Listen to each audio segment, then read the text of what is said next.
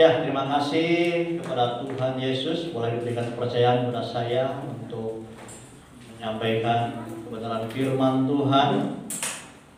Juga mengucapkan terima kasih kepada hambanya, Bapak Gembala, yang telah memberikan kepercayaan kepada saya. Ya. Sudah lama sekali ya, saya kakek Kalijati. Ya. Sebelum pandemi juga sudah lama. Saya dengar sempat nggak dari tempat ini ya. Wah, saya nggak kebagian. Tapi rasanya waktu begitu cepat ya.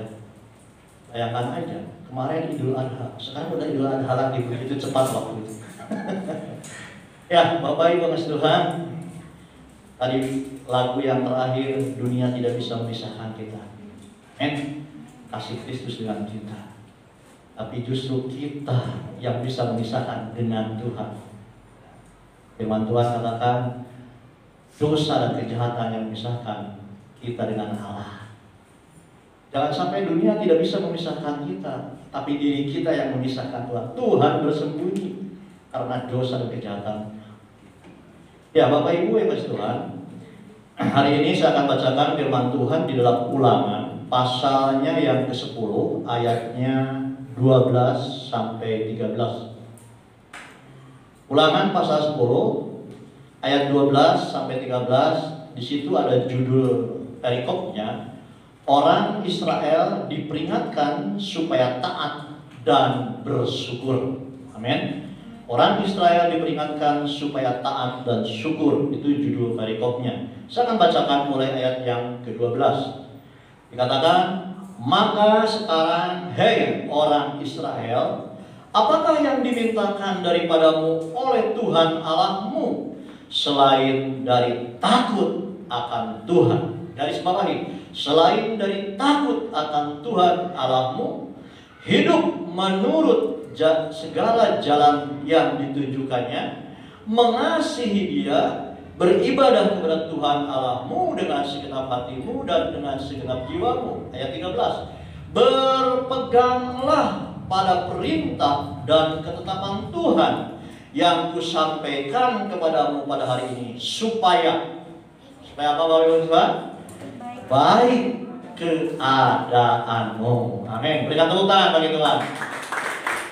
Jadi Tuhan menginginkan pada waktu itu bangsa Israel baik keadaannya, ya.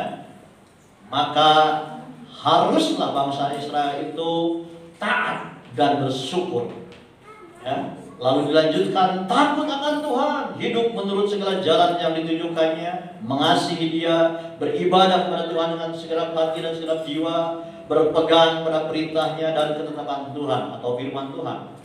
Maka berkatnya dikatakan, semuanya ini supaya baik keadaanmu. Luar biasa. Nah, Bapak Ibu yang kasih Tuhan, ya. Mungkin ada pertanyaan, itu firman Tuhan buat bangsa Israel. Saudara dan saya bukan Israel. Saudara dan saya adalah Indonesia. Tapi mari Bapak Ibu Tuhan, kita uraikan secara kerohaniannya ya. Bangsa Israel adalah umat pilihan. Umat pilihan itu tidak bisa dibantah lagi. Firman Tuhan mengatakan bahwa bangsa Israel adalah umat pilihan. Tapi sebetulnya dia pilihan secara jasmani. Sebenarnya saudara saya lebih dari bangsa Israel, orang yang percaya kepada Tuhan Yesus. Karena setiap orang yang percaya kepada Tuhan Yesus adalah umat pilihan Allah. Amin. Dari berapa miliar di bumi ini yang dipilih oleh Tuhan karena iman percayanya kepada Tuhan. Puji Tuhan, kalau saudara saya adalah termasuk orang-orang yang percaya menerima Yesus Kristus sebagai Allah dan Juru Selamat pribadi. Amin. Sehingga saudara saya adalah anak-anak Allah. Saudara saya adalah umat pilihan Allah. Maka firman Tuhan ini berlaku bagi saudara saya karena kita adalah umat pilihan Allah. Amin. Ya. Kita umat pilihan Allah karena percaya kepada Tuhan Yesus. Bapak Ibu yang Tuhan, tadi dikatakan taat dan bersyukur. Taat itu berbicara tunduk, patuh, menurut kepada perintah. Baik pada atasan, kalau di pekerjaan, atau kalau bermasyarakat kepada pemerintahan, kepada RT, RW, camat, dan seterusnya, sampai pada aturan-aturan presiden. Terlebih lagi saudara saya sebagai orang-orang yang percaya Tuhan, artinya saudara saya itu harus tunduk patuh menurut kepada Tuhan. Amin. Lewat kebenaran firman Tuhan, lewat firman-Nya Alkitab. Nah, Bapak Ibu yang Tuhan, mentaati berarti melakukan perintah. Ya. Mentaati, tunduk, patuh berarti mentaati perintah. Terlebih lagi perintah akan Tuhan. Sekalipun kadang mungkin ada perintah yang tidak sesuai dengan keinginan kita, bahkan tidak masuk dalam logika kita. Tapi semuanya kalau perintah kebenaran daripada firman Tuhan harus kita lakukan. Karena perintah daripada Tuhan adalah untuk kebaikan saudara dan saya. Amin. Bukan untuk kebaikan Tuhan. Tuhan itu sudah baik. Ya. Buat keuntungan Tuhan bukan. Tuhan tidak perlu. Tapi buat kebaikan saudara saya, ketika saudara dan saya taat akan kebenaran firman Tuhan. Ya. Ketika kita taat kepada firman Tuhan, hakikatnya kita taat kepada Allah. Firman Tuhan katakan pada mulanya ada firman. Firman itu bersama-sama dengan Allah, dan firman itu adalah Allah. Jadi ketika saudara dan saya taat kepada firman Tuhan, hakikatnya saudara saya taat kepada Allah. Ya. Nah, Bapak Ibu yang Tuhan, ya, taat itu, apalagi ini di komplek militer ya, saya kasih contoh. Justru yang taat itu seperti militer, ya. Yang saya tahu, kalau militer diperintahkan kepada dari komandannya, kata komandannya, laksanakan, lakukan A, maka yang namanya prajurit tidak pernah bertanya, kenapa harus melakukan A? Apa? Kenapa? Nah, biasanya kalau prajurit yang benar, itu jawabannya siap atau laksanakan. Begitu saudara ya. Walaupun saya bukan tentara ya, calon tapi gugur dulu. Betul tadi cerita sama Gembala. Saya tahun 79 itu masuk daftar ke Kopasgat ya. Dulu zaman saya namanya Kopasgat, bukan Pakhas. Kopasgat. Tapi dengar-dengar sekarang balik lagi Kopasgat. Ya.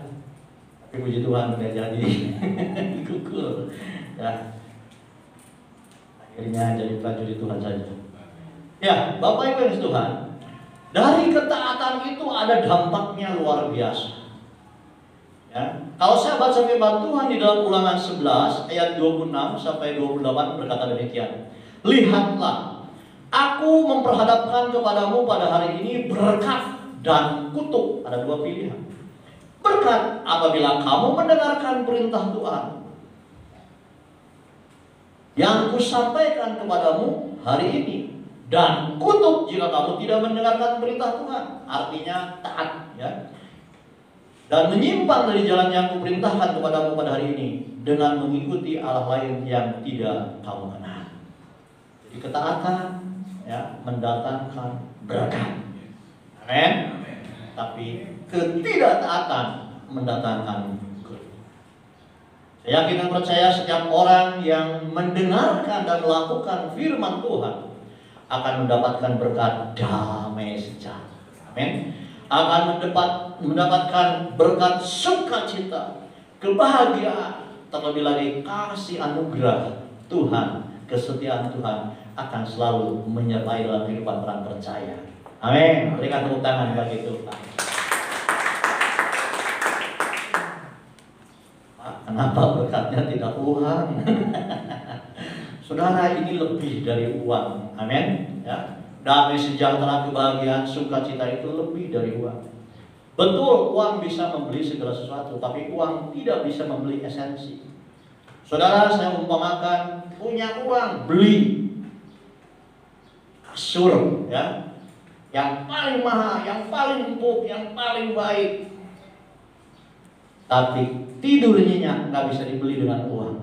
Sekalipun tempat tidurnya empuk, mahal harganya. Kalau hatinya gelisah, kalau hatinya tidak punya damai sejahtera, kalau hatinya nggak bahagia, nggak ada sukacita, berapapun mahalnya kasur yang dibeli nggak bisa membuat kita tidur. Amin. Jadi damai sejahtera, kebahagiaan jangan diukur dengan materi.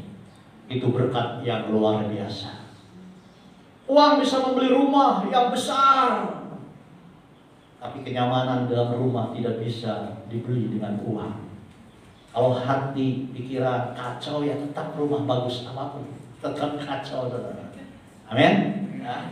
Jadi kalau saya berbicara berkat, jangan teng uang, saudara. Ya, itu bagian daripada berkat. Tetapi yang lebih utama, Tuhan berikan damai sejahtera, berikan sukacita, berikan kebahagiaan. Itu berkat luar biasa, saudara. Bukan berarti saudara saya tidak butuh uang. Semua butuh uang, amin. Tetapi itu bukan segala-galanya. Nah, Bapak Ibu yang kasih Tuhan, berkat mendengar dan melakukan firman Tuhan, ada mujizat yang luar biasa. Damai sejahtera, sukacita, kebahagiaan, kasih anugerah akan melimpah senantiasa. Ketaatan juga mendatangkan mujizat, saudara. Saudara, kalau baca firman Tuhan di dalam Perjanjian Lama, ya, ini nggak masuk di akal. Bayangkan ketika Yosua memimpin bangsa itu untuk mengelilingi tembok di Yeriko yang tebal dan tinggi. Satu hari kelilingi 1 kali, 2 hari dan seterusnya. Hari ke-7, 7 kali, lalu bersorak-sorai. Itu perintah Tuhan. Maka tembok itu akan runtuh. Masuk akal nggak? Enggak, saudara. Nggak masuk di akal. Ya. Di luar kemampuan manusia, supranatural. Itulah yang namanya mujizat. Begitu juga dalam kehidupan saudara saya. Ketika kita taat akan kebenaran firman Tuhan, ada mujizat. Amin. Ada mujizat. Yang tidak masuk di akal itu mujizat. Bapak Ibu yang Tuhan, mujizat itu sesuatu yang kita tidak bisa lakukan. Ya. Dan saudara, hati-hati, jangan selalu menuntut mujizat. Kalau saudara menuntut mujizat, kesembuhan, berarti harus sakit dulu yang sulit disembuhkan. Manusia tidak mampu, dokter tidak mampu, lalu Tuhan lakukan, itu mujizat. Berarti mujizat kesehatan itu harus sakit dulu. Siapa yang mau mujizat kesehatan? Harus sakit dulu, saudara. Ya. Jadi hati-hati, cara berpikir harus lebih dewasa lagi. Oke, lanjut. Yang berikutnya kita harus bersyukur. Orang percaya itu harus bersyukur. Ya. Harus selalu bersyukur. Artinya berterima kasih atas pemberian Tuhan. Ya. Yang namanya bersyukur itu berterima kasih, bahasa sehari-harinya. Ya. Ada orang yang ngasih, kita ucapkan terima kasih. Terlebih lagi dari Tuhan dengan ucapan syukur. Harusnya orang percaya itu setiap saat mengucap syukur karena Tuhan terus berikan perlindungannya, penyertaannya, pemeliharaannya. Bahkan sampai saat ini kita masih bisa bernapas karena izin Tuhan. Amin. Selayaknya orang percaya itu selalu mengucap syukur. Bersyukur kepada Allah artinya berterima kasih atas pemberian Tuhan. Dan harus kita yakini Tuhan memberikan yang terbaik dalam kehidupan saudara dan saya. Amin. Yang terbaik, saudara. Perlindungan, pemeliharaan, penyertaan, bahkan jangan dilupakan didikannya pun, ajarannya pun, itu adalah Tuhan memberikan karena kasih, karena kebaikannya. Ya.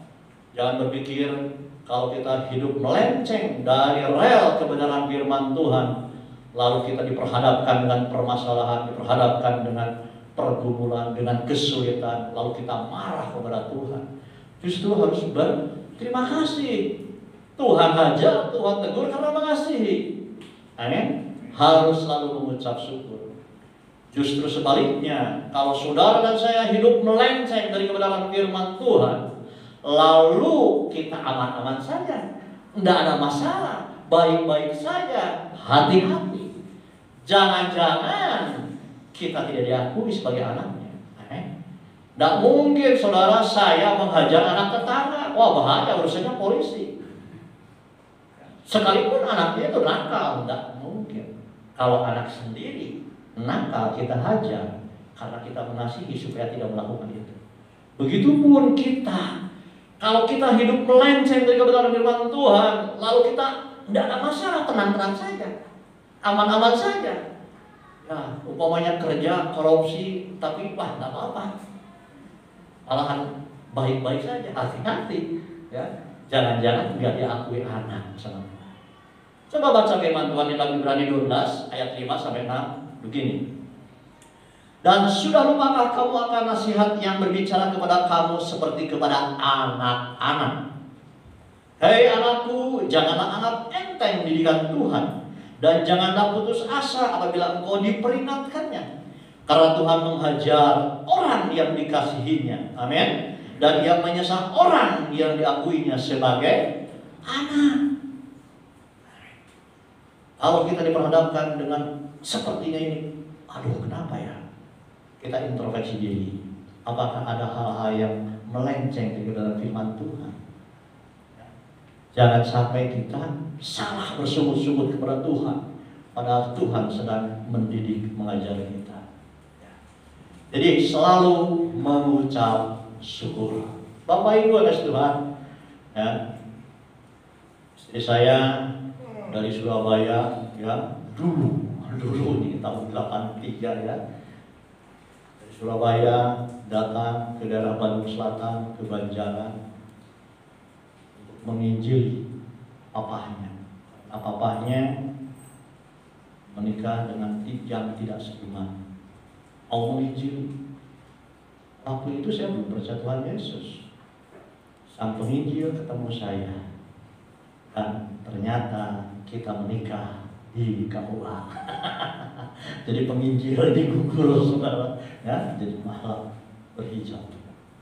Bapak Ibu Mas Tuhan, karena Tuhan mengasihi istri saya, Dia melenceng dari kebenaran firman Tuhan, maka istri saya dihajar oleh Tuhan. Karena dia diakui anaknya, dia dikasihi, hajar dengan sakit penyakit. Sakit penyakit yang terus menerus, ya, bukan tiap tahun tapi tiap bulan, bahkan udah. Justru lewat penyakit itulah dia berbalik kembali kepada Tuhan. Amin.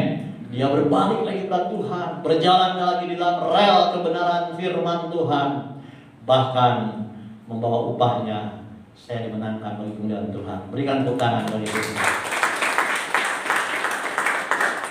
Coba kalau waktu itu istri saya bersungut-sungut marah pada Tuhan, ya, dengan hajaran tidak berbalik, ya mungkin lebih terjerembab masuk jurang. Itu ya. Jadi kalau ada yang sedang dihajar oleh Tuhan, balik kepada Tuhan, mengucap syukur, ya, atas hajaran dari Tuhan. Oke. 1 Tesalonika 5 ayat 16 berkata, mengucap syukurlah dalam segala hal, sebab itulah yang dikehendaki Allah di dalam Kristus Yesus bagi kamu.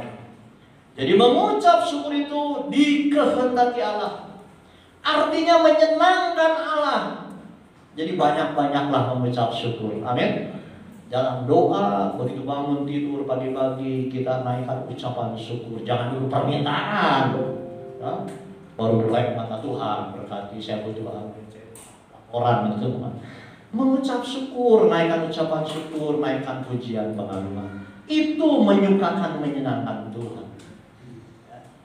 Mengucap syukur senantiasa, ya.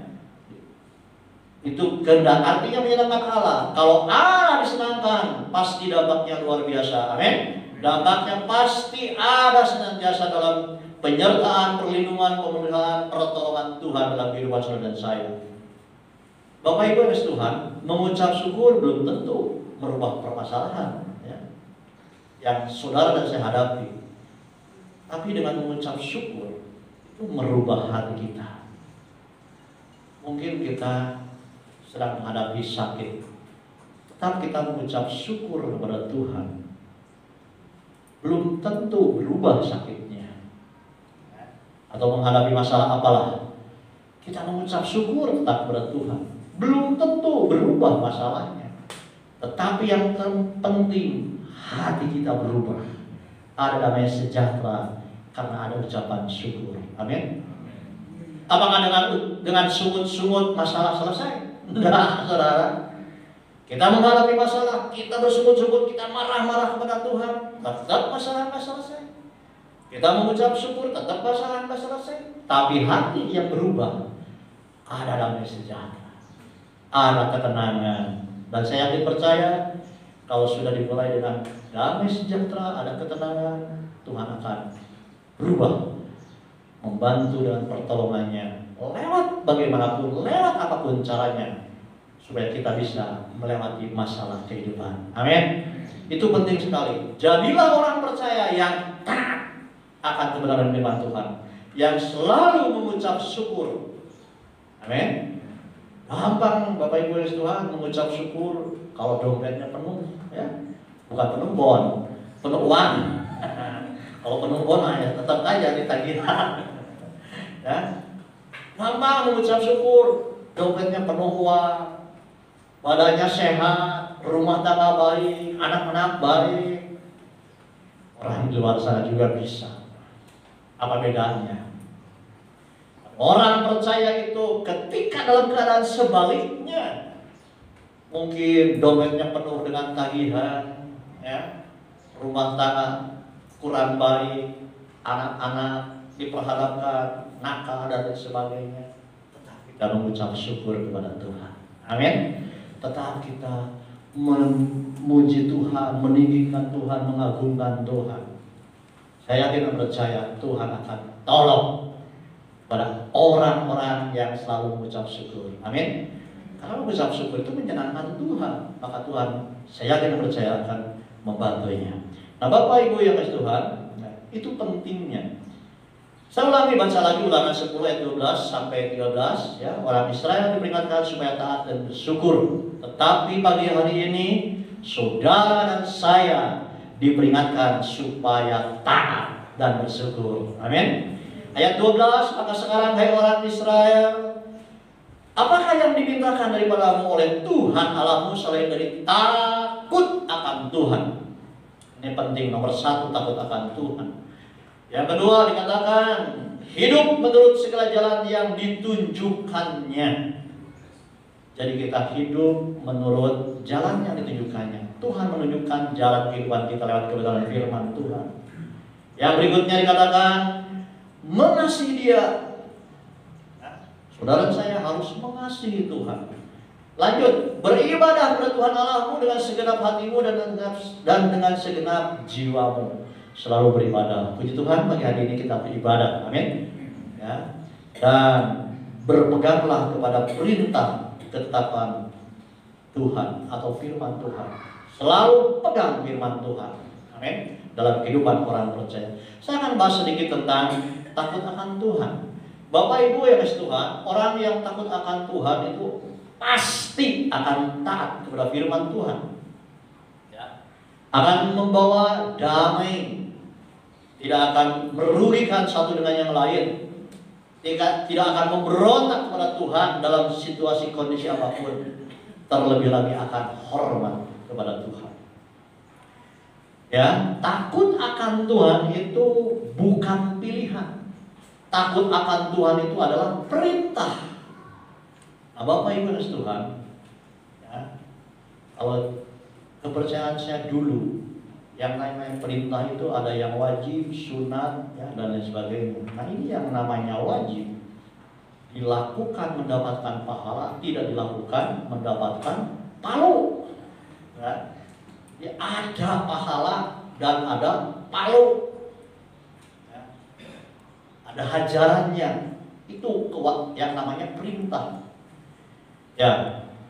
Jadi takut akan Tuhan itu perintah, hati-hati, bukan pilihan. Kalau pilihan mau takut boleh, enggak boleh, tapi perintah artinya harus. Kalau perintah itu, saudara dan saya diajarkan harus takut akan Tuhan. Ya. Ulangan 6 ayat 13 sampai 15 dikatakan demikian. Engkau harus takut akan Tuhan Allahmu. Ini perintah. Engkau harus takut akan Tuhan Allahmu. Kepada Dialah haruslah engkau beribadah, dan demi namanya haruslah engkau bersumpah. Janganlah kamu mengikuti Allah lain dari antara Allah bangsa-bangsa sekelilingmu. Sebab Tuhan Allahmu adalah Allah yang cemburu. Garis bawahi, Allah saudara dan saya adalah Allah yang cemburu di tengah-tengahmu, supaya jangan bangkit murka Tuhan Allahmu terhadap engkau, sehingga Dia memunahkan engkau dari muka bumi. Oh, berikan, amin. Kita harus takut akan Tuhan, karena Tuhan saudara dan saya adalah Allah pencemburu. Artinya Allah itu ingin tetap menjadi nomor satu dalam kehidupan orang percaya. Jangan sampai kita tidak menomorsatukan Tuhan. Sebab Tuhan kita adalah Allah pencemburu. Coba bayangkan kalau suami istri, pastilah istrinya ingin segala-galanya dari suaminya. Gak mau suaminya kemana-mana, ke perempuan lain. Ya, ketika ke perempuan lain pasti marah. Diibaratkan seperti itu. Tuhan itu Allah pencemburu. Allah pencemburu, murka. Ya. Jadi nomor satu, jangan sampai ya, dunia nomor satu. Ya. Apalagi saingan berat Tuhan itu kan mamon. Jangan sampai kita melenceng ke mamon. Itu membuat Allah cemburu dan murka. Takut akan Tuhan pasti membenci kejahatan. Amsal 8 ayat 13, Amsal 8 ayat 13, takut akan Tuhan ialah membenci kejahatan. Aku benci kepada kesombongan, kecopakan, tingkah laku yang jahat, dan mulut penuh tipu muslihat. Bukan sekedar tidak melakukan kejahatan, tapi benci. Kalau benci pasti menjauh. Amin. Nah, Bapak Ibu Tuhan, kita harus menjadi orang yang takut akan Tuhan. Kalau takut akan manusia, takut akan binatang, takut akan binatang buas, pasti kita menjauhinya, betul kan? Saya berjalan di tempat sepi, orang gila, lagi ngamuk-ngamuk, saya takut, pasti saya lari, menjauh, betul kan? Tetapi kalau takut akan Tuhan, kebalikannya, ya? Takut akan Tuhan itu kita berjalan, mendekat, terus mendekat kepada Tuhan. Ya? Jadi kebalikan hal dunia itu ya hal rohani. Kalau hal dunia kita takut orang gila, kita lari menjauh. Kalau takut akan Tuhan itu justru kita mendekat kepada Tuhan. Itu takut akan Tuhan. Ya? Jadi jangan salah tangkap. Wah, takut akan Tuhan terus menjauh Tuhan, lari ke Tuhan. Bukan, saudara. Justru kebalikannya, takut akan Tuhan itu kita harus datang kepada Tuhan. Dan orang yang takut akan Tuhan, firman Tuhan akan Tuhan memberkatinya. Amin. Ya. Coba saya baca firman Tuhan di dalam Mazmur 128 ayat 1 sampai 6. Dikatakan begini.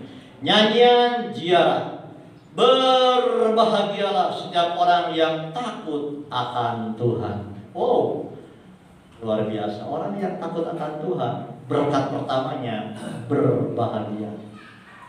Lanjut. Berbahagialah setiap orang yang takut akan Tuhan, yang hidup menurut jalan yang ditunjukkannya. Apabila engkau memakan hasil jerih payah tanganmu, berbahagialah engkau, dan baiklah keadaanmu. Istrimu akan menjadi seperti pohon anggur yang subur di dalam rumahmu, anak-anakmu seperti tunas pohon zaitun sekeliling mejamu.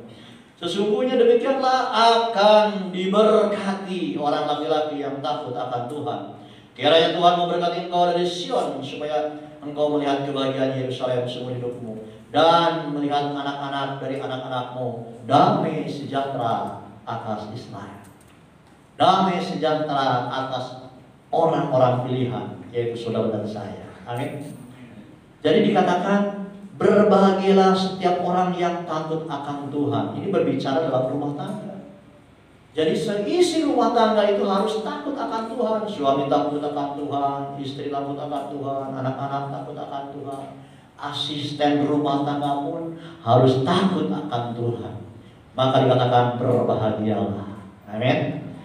Ya, dikatakan kalau seisi rumah tangga takut akan Tuhan, istrimu akan seperti pohon anggur yang subur di rumahmu.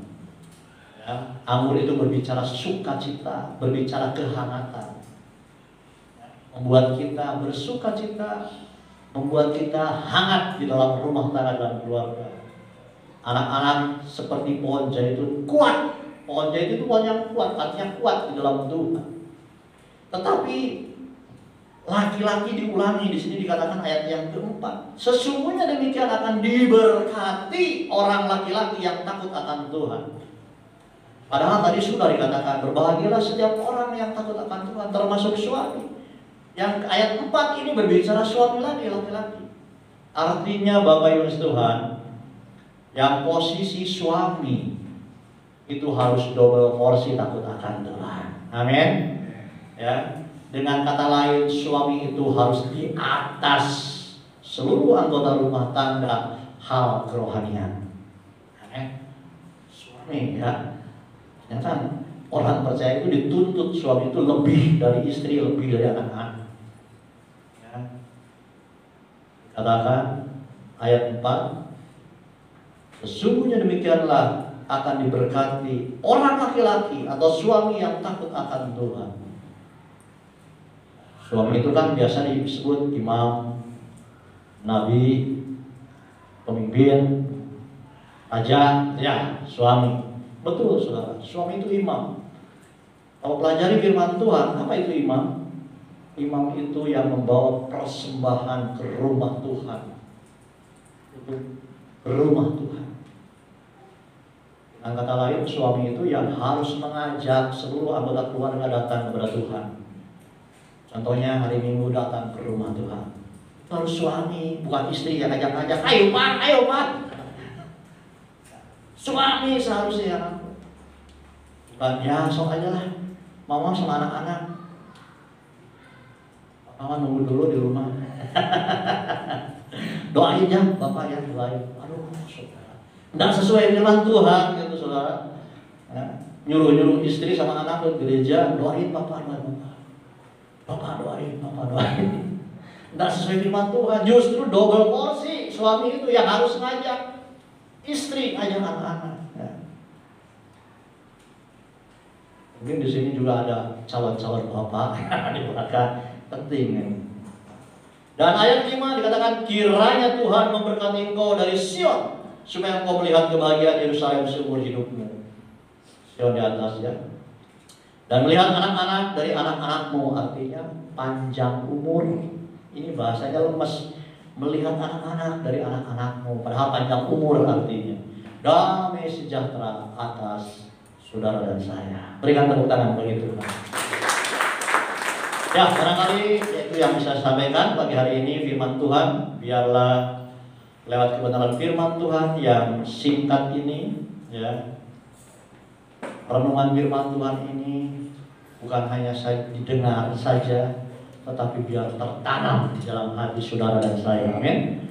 Bahkan kita lakukan dengan kuasa daripada Roh Kudus. Sekali lagi, jadilah orang percaya yang selalu taat akan kebenaran firman Tuhan. Sekalipun nggak sesuai dengan hati mungkin. Sekalipun tidak masuk logika. Tapi tadi sudah diuraikan, dampaknya luar biasa kalau saudara dan saya taat akan kebenaran firman Tuhan. Amin. Yang kedua, selalu jadi orang percaya yang mengucap syukur. Situasi kondisi apapun, memang kehidupan ini tidak semakin baik, saudara. Ya. Makin sukar, makin sulit. Tapi firman Tuhan katakan, orang percaya itu harus mengucap syukur. Supaya menyukakan, menyenangkan Tuhan. Sehingga kita mendapatkan dampaknya dari ucapan syukur. Ada mujizat yang luar biasa. Amin. Ada berkat, damai sejahtera, dan seterusnya.